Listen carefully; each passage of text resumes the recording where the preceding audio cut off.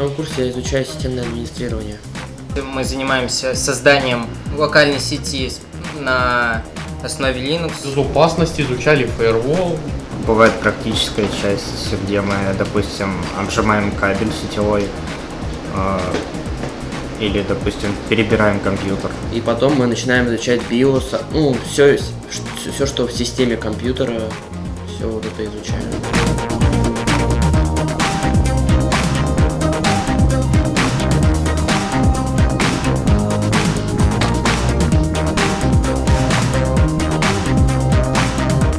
Очень нравится работать с компьютером, это все-таки прикольно, и хочется изучать, как можно всякие, когда появляются проблемы, как с ними можно справляться.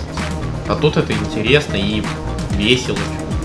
Я выбрал этот курс, потому что он мне определенно пригодится в жизни. Сейчас компьютерная и информационная грамотность чуть ли не на первом месте.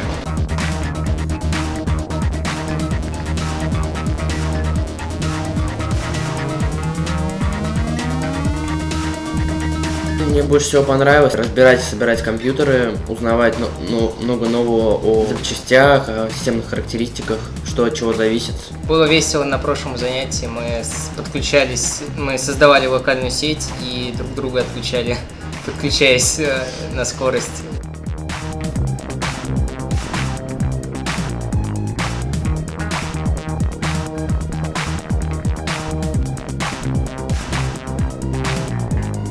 Знания системного администрирования очень полезны, и я надеюсь, что они мне пригодятся в будущем. Это опыт, который всегда пригодится и в жизни, и на работе. Выбрал курс системного администрирования, потому что в будущем я собираюсь идти по этому направлению, собираюсь идти на информационный,